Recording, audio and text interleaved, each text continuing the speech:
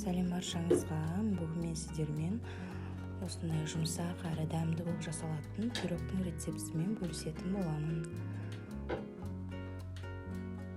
Бұны жасалу жолы өте оңай. Жасап көріңіздер.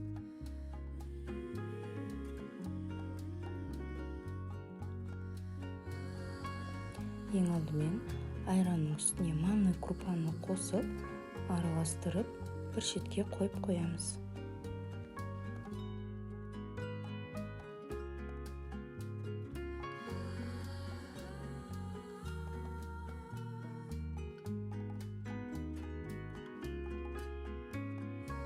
Жұмсақ сары майымызбен құмшекер екеуін жақсылап миксермен араластырып аламыз.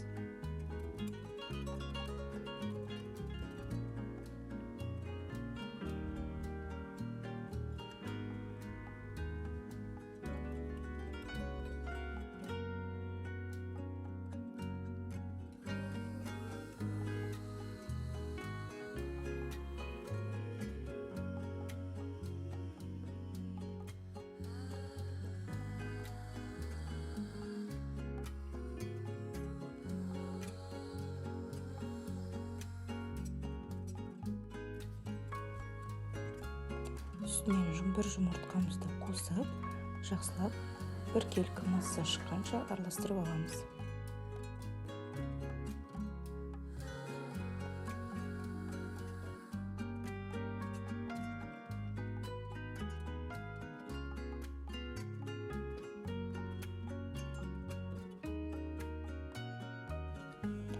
Енді жаңағы манный крупа мен айранның екеуін араластырған массаның үстінен содамызды салып, араластырып, неге көріп тұрғандарыңыздай сода салғаннан кейін ол көтеріле бастады. Сол массамызды жұмыртқаның үстінен қосып,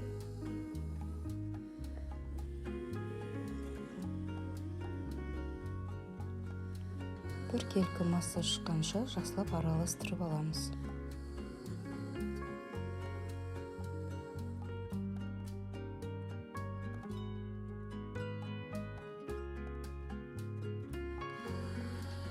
Енді ұндымызды қосып, онымен бірге жақсылап араластырып, 180 градуста пісіріп аламыз.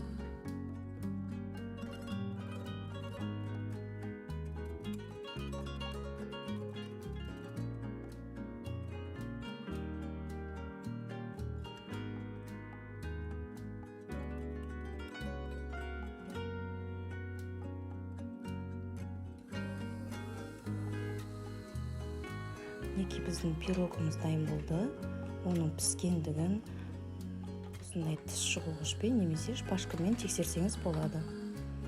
Біздің пирогымыз осындай жұмсақ әрі биік болып пісті.